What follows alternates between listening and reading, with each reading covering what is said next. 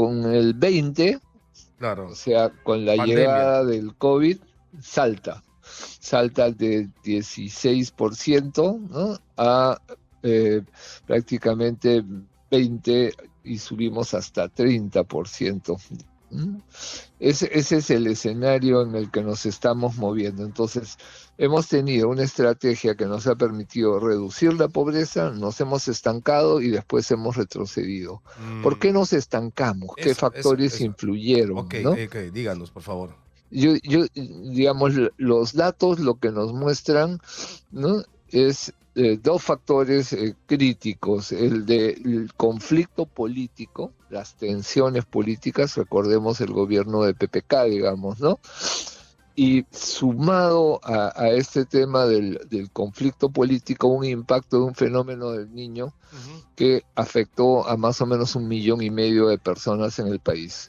Uno dice fenómeno del niño, Costa Norte. No, el fenómeno del niño nos toca globalmente. Yo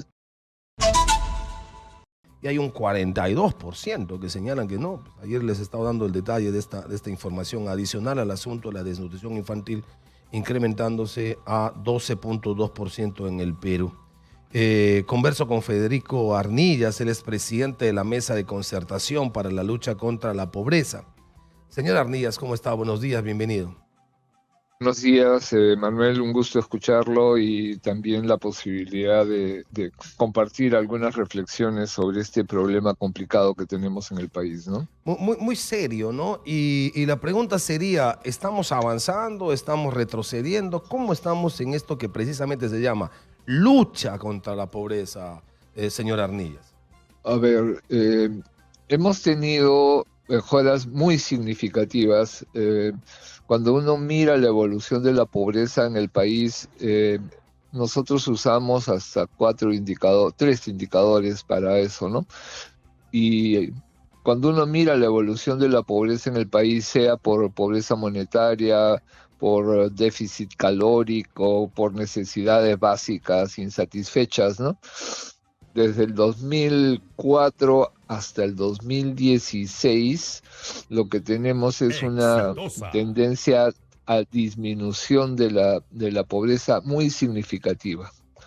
Pero del 2016 en adelante la situación cambia. Entre el 2016 y el 2019, Mm, la curva se hace plana, no se mm, mueve, mm, ¿no? Y con el 20, o claro, sea, con la pandemia. llegada del COVID, salta de 16%, ¿no? A prácticamente 20 y subimos hasta 30%. ¿Mm? Ese es el escenario en el que nos estamos moviendo. Entonces, hemos tenido una estrategia que nos ha permitido reducir la pobreza, nos hemos estancado y después hemos retrocedido. ¿Por Mm, qué nos estancamos? ¿Qué factores eso. Ok, influyeron, no? ok, díganos, por favor. Digamos, los datos lo que nos muestran, ¿no? Es dos factores críticos, el del conflicto político, las tensiones políticas, recordemos el gobierno de PPK, digamos, ¿no? Y sumado a este tema del conflicto político, un impacto de un fenómeno del niño Ujú. que afectó a más o menos 1,5 millones de personas en el país. Uno dice fenómeno del niño, Costa Norte. No, el fenómeno del niño nos toca globalmente. Yo tengo grabadas en mi cabeza las imágenes de un hotel en Huancavelica, sobre la cuenca del río de Mantaro, un hotel de 3 pisos Ya. desmoronándose sobre el río, ¿no? Ese es el escenario de ese periodo, pero Ujú. sobre ese escenario, ¿no? Sobre trascuernos palos, decía mi abuela, ¿no? Ujú, Entramos con el COVID, ¿no? ujú. Entonces, esa combinación de factores ha sido especialmente negativa. Exitosa. Ujú. Ok, entonces sumamos el asunto de niño y COVID a partir del 17, 18, 19 y COVID 2021 y entonces es lo que nos ha generado primero una especie de meseta de no curva hacia arriba, sino más bien una recta y luego un descenso, es decir, vamos Co- decreciendo. Un retroceso, Un ¿no? retroceso. Es volver a subir en los niveles de incidencia de pobreza, ¿no? Y ¿Qué hacer? todavía pues Sí, estamos en dígame. un escenario Sí. complicado. Y complicado, ¿por qué? Porque se siguen manteniendo los fenómenos naturales, ¿por qué razón? O también porque hay un asunto de gestión, de distribución, de articulación, de cosas que tienen que ver como respuesta de Estado. Eso es muy importante. Y el clima de polarización política, ¿no? Seguimos teniendo un escenario, ¿no? Donde cada sector quiere jalar para sí y no se está poniendo necesariamente el bienestar del país por delante, ¿no? Y en especial la atención a la población más pobre y dentro de ella a nuestras niñas, niños y adolescentes, ¿no? Mm, Aunque sí se pueden notar, ¿no? Algunos avances, pero lentos para la situación, ¿no? Para el daño, por ejemplo, de la anemia, es en los primeros meses de vida, ¿no? En los primeros 5 años es que se producen los daños que se convierten en irreparables, ¿no? claro. ¿Y qué hacemos? Porque la verdad es que en el tema del diagnóstico conocemos bastante, pero también hemos tenido experiencia en la que hemos ido mejorando notablemente. Eh, Si ya hemos hablado por qué hay un estancamiento, un aplanamiento y luego un retroceso. ¿Qué factores en el momento positivo, entiendo umbral 2016 hacia atrás, qué factores hemos tenido que nos ha ayudado a reducir la pobreza que de repente podríamos decir, oye, nos estamos olvidando de esto? Yo diría que los elementos positivos están justamente en cómo el Estado y los diversos estamentos de la sociedad nos enfocamos, ¿no?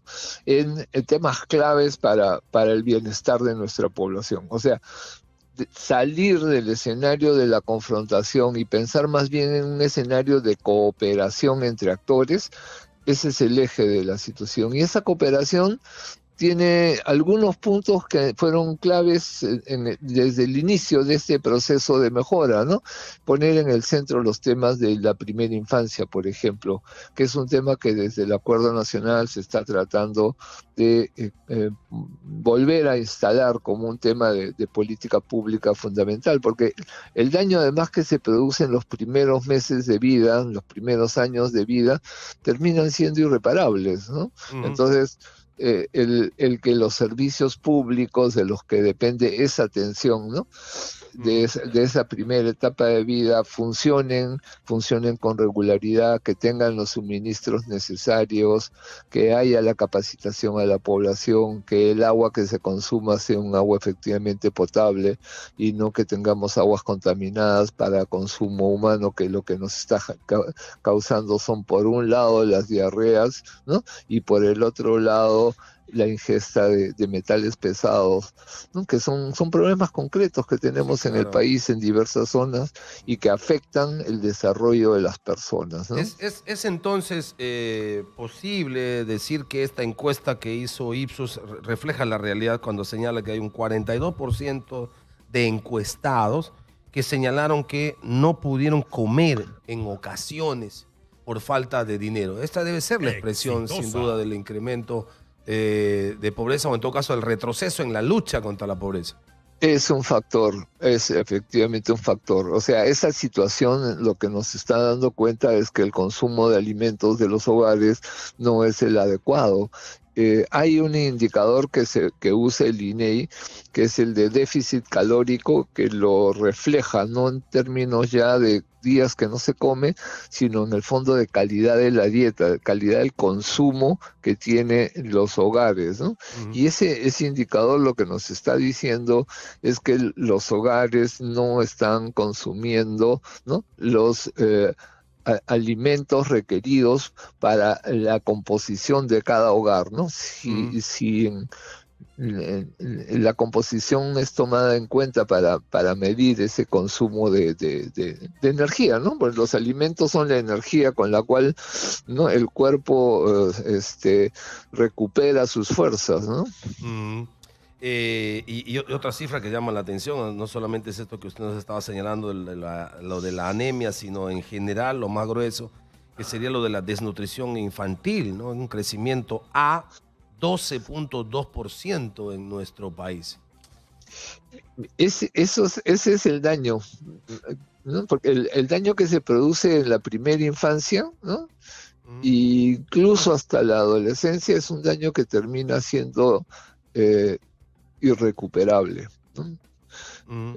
Y no se percibe al principio, pero la estatura promedio de la población, ¿no? Ha sido un indicador usado en otras Sí, épocas, sí, ¿no? claro. Para dar cuenta de cómo una mala alimentación, ¿no? No es que seamos enanitos, sino que no comemos todo, Sí, ¿no? Lo que necesitamos, ¿no? En esos momentos Exitosa. tempranitos de la vida. sí, claro. Por eso es que uno de los apelativos más diseminados en el país es eso de chato, ¿no? Claro. El chato y la Sí. chata. Ahora, Ah, estas cifras de desnutrición, de anemia, de pobreza, se marca igual entre zona rural, zona urbana, se marca igual, es un promedio muy parecido entre costa, sierra y selva, centro, norte y sur, o hay diferencias geográficas marcadas. Diferencias muy marcadas. Hay 8 regiones, ¿no? Donde yo diría que el problema es más crítico. Ahí están Apurímac, Ayacucho, Cusco, Huancavelica, Loreto, Madre de Dios, ¿no? Pasco, Ucayali, me faltó poner Puno.